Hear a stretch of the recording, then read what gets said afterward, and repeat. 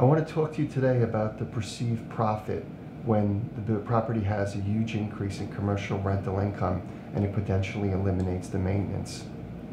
Remember, properties and especially sought after retail rental districts are experiencing huge increases in rental income.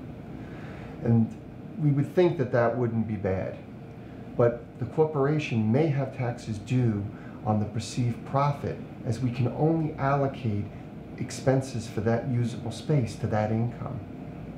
Realize the tax return that cooperatives file requires an allocation of expenses to what's called both patronage and non-patronage income. Patronage are you and your shareholders. Commercial income is non-patronage. Now, the most tax-advantaged method of allocating would be based upon the income. The commercial income is very high, we allocate a lot of expenses. On the other side, the least would be square footage, because the commercial space tends to be a small area and has very high rent per square foot versus the maintenance. So we try to use a hybrid method to allocate the expenses, and we try to use specific usage wherever possible.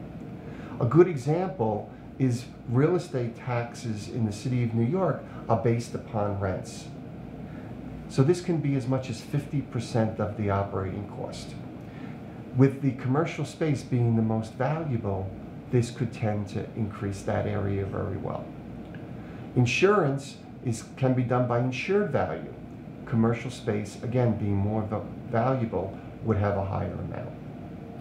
Payroll, by the amount of time that the employees put in, generally is a low number for commercial space. They generally do a lot more work for the residential.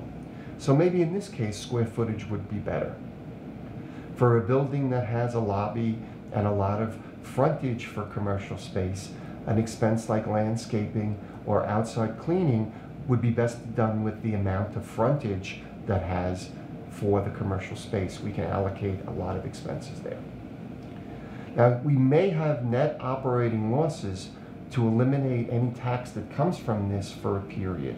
Those have accumulated over the years when rents weren't so high.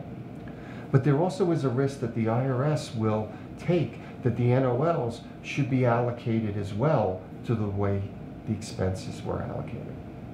So you have to realize that combined corporate tax rates here for properties in the city of New York start at over 30%. So substantial thought needs to go into the decision of how to allocate to any non-patronage income. And we always have the concern that the IRS might apply the same percentages that we use for this allocation to the pass-through deductions. Their position on that remains unanswered at this time. So as your board has a fiduciary responsibility to protect the corporation as well as the shareholders, we really believe that you should all be concerned about the risks associated with utilizing any aggressive strategy that could lead to penalties if the IRS were to differ from the position that you took. Remember, it's really important for a well-informed board to be the ones making these substantial decisions.